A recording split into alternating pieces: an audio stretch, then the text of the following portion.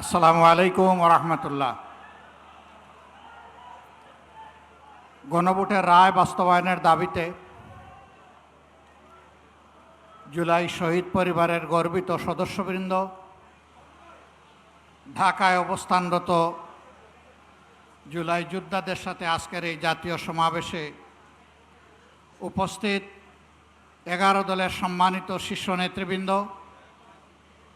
বাংলাদেশ জামাতে ইসলামীর নেতৃবৃন্দ, ছাত্র সংগঠন সমূহের নেতৃবৃন্দ, শ্রমিক সংগঠনের সমূহের নেতৃবৃন্দ এবং আমার সামনে উপস্থিত সংগ্রামী ভাই ও বোনেরা, সাংবাদিক বন্ধুগণ, নামাজের সময় আসন্ন, কথা আমি বেশি বলবো না। আমি শুধুমাত্র আপনাদের কাছে, দেশবাসীর কাছে, শহীদ পরিবারের কাছে, জুলাই যোদ্ধাদের কাছে আমাদের দেওয়া ওয়াদা অঙ্গীকার আরেকবার পুনর্ব্যক্ত করার জন্য এখানে দাঁড়িয়েছি। সংসদের ভিতরে সরকারি দল, বিরোধী দলের এমপিরা যখন কথা বলেন তখন সকলেই জুলাই যোদ্ধাদের কথা বলেন, কেউ কেউ শরীফ উসমান হাদি শহীদের কথাও বলেন, কিন্তু কার্যত আমরা সরকারি দল থেকে তার উল্টাটা দেখতে পাই। দুইটা ভোট একসাথে হলো, একটা ভোটের রায় তাদের পক্ষে গেল, মেনে নিলেন।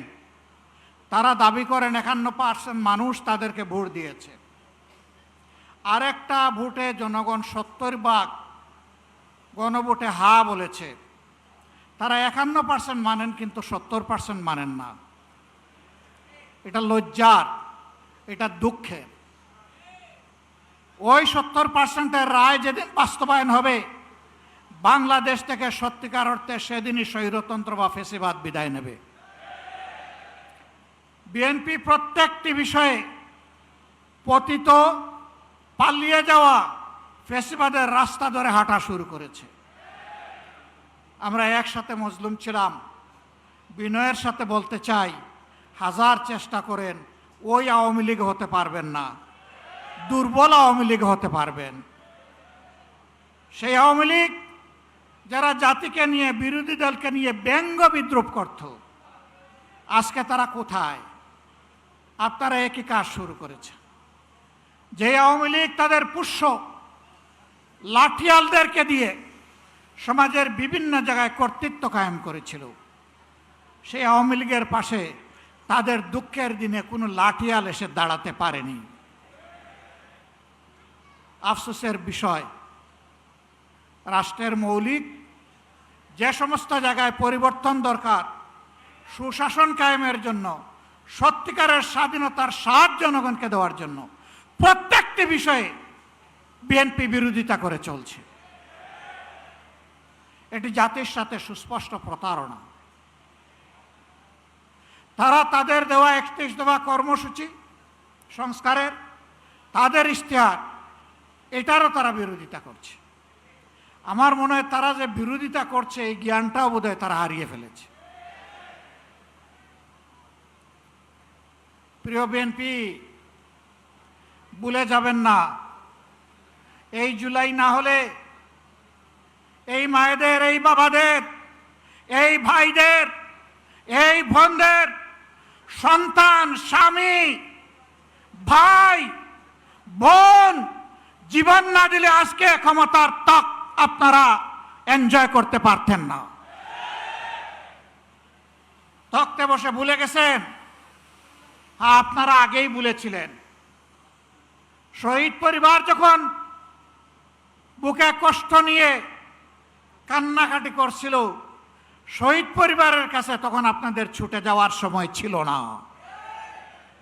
আপনারা 5 আগস্টের পর 7 আগস্ট পার্টি অফিসের সামনে দাঁড়িয়ে বললেন, আমাদেরকে নির্বাচন দাও, আমরা ক্ষমতায় বসতে চাই।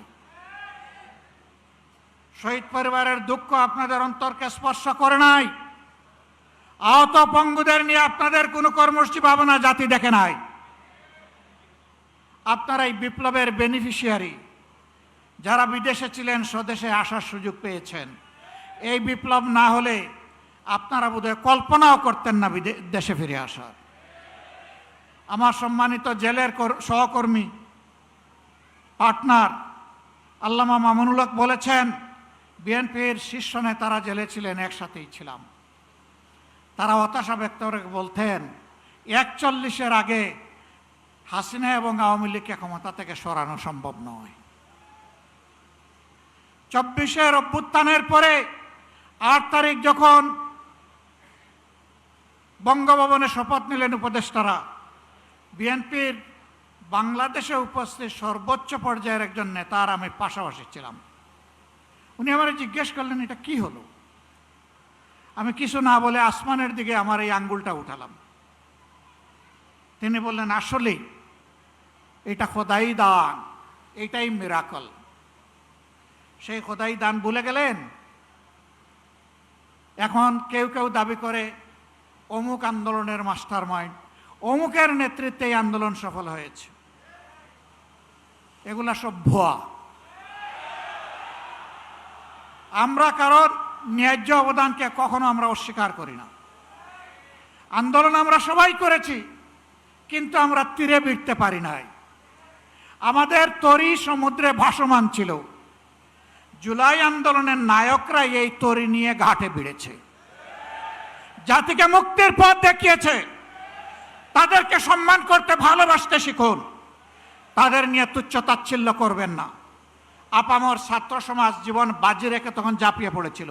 শ্রমিকরা পাশে দাঁড়িয়েছিল, মারা রাস্তায় নেমে এসেছিল, স্ত্রী তার স্বামীকে পানি এগিয়ে দিয়েছিল, সন্তান কুলে নিয়ে মা রাস্তায় নেমে এসেছিলেন। এই দিনগুলো ভুলে যাবেন না। সংগ্রামী ভাই বোনেরা, আমরা এখানে আগামী দিনের আন্দোলনে শরিক হওয়ার জন্য দাওয়াত দিয়ে আপনাদেরকে এখানে আনি নাই। আমরা এনেছি কৈফিয়ত দিতে। আপনাদের প্রত্যেক ব্যক্তি এবং পরিবারের কাছে আমাদের দায়বদ্ধতা আছে। আপনাদের কারণেই আজকে আমাদের এই রাজনীতি, এই সংসদে যাওয়া, এই নির্বাচনে অংশগ্রহণ করা। আমরা কি পারলাম কি পারলাম না তা আপনাদের জানার অধিকার আছে। সংসদে আমরা প্রথম দিনে দাবি তুলেছি, আমরা শপথ নিয়েছি। তারা শপথ নেন নাই।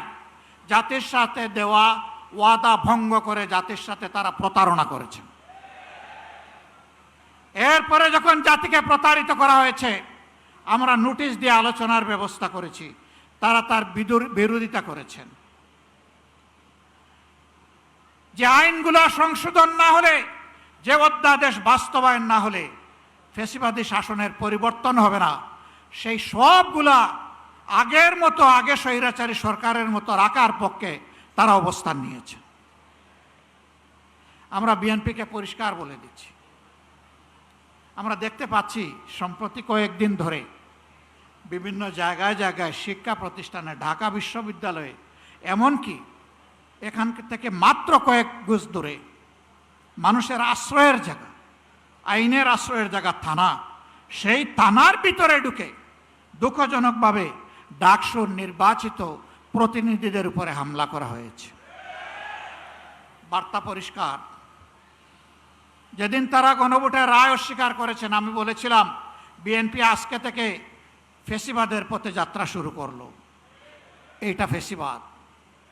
গতকাল আপনারা দেখেছেন নেত্রকোনায় জাতীয় সংসদের নির্বাচিত সদস্য, বাংলাদেশ জামাতে ইসলামীর প্রতিনিধিত্বকারী, জনগণের প্রতিনিধিত্বকারী অধ্যাপক মাসুম মোস্তফার উপরে হামলা করা হয়েছে, গাড়ি ভাঙচুর করা হয়েছে, তার সহযোদ্ধা সহযোগীদেরকে নাজেহাল করা হয়েছে। এটা কোন বাংলাদেশ? এই বাংলাদেশকে আপনারা চেয়েছিলেন? আপনাদের সন্তানদের আবার পায়ের গুড়ালি 2 টুকরা করা হোক আপনারা চেয়েছেন? আপনাদের সন্তানদের উপর প্রকাশ্য দিবালিকে দা, কিরিস, কুড়ালার হেলমেট নিয়ে আঘাত করা হোক আপনারা চেয়েছিলেন? এই বাংলাদেশকে আমরা ধিক্কার জানাই। এ বাংলাদেশ আমরা চাই না।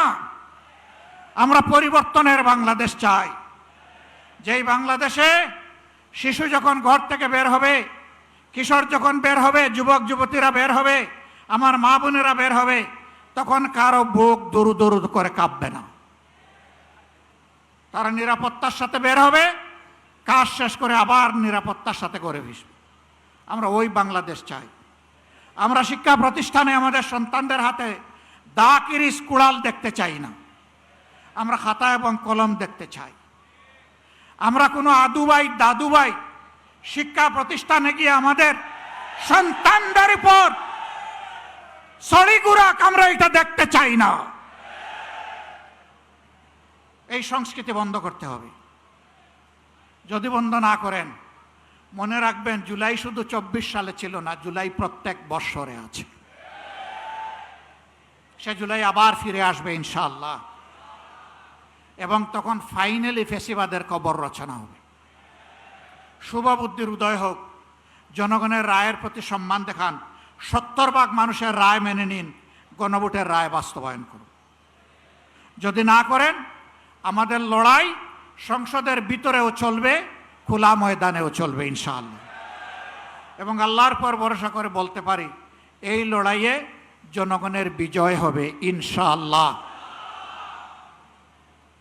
আমরা আপনাদের কাছে কথা দিয়েছি আগে, এখনো কথা দিচ্ছি।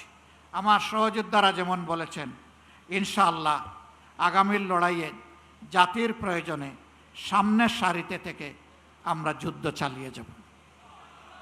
আমাদের জীবনটা আল্লাহর জন্য, মানবতার জন্য, দেশের জন্য, জাতির জন্য।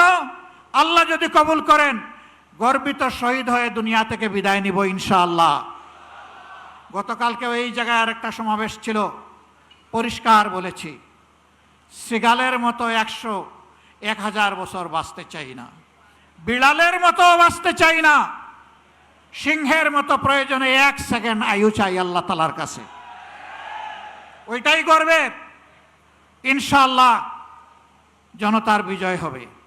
আমরা নিরাশ নই, আমরা গভীর আশাবাদী। এ বাংলাদেশ পাল্টাবে, নতুন বাংলাদেশ গড়া হবে ইনশাআল্লাহ।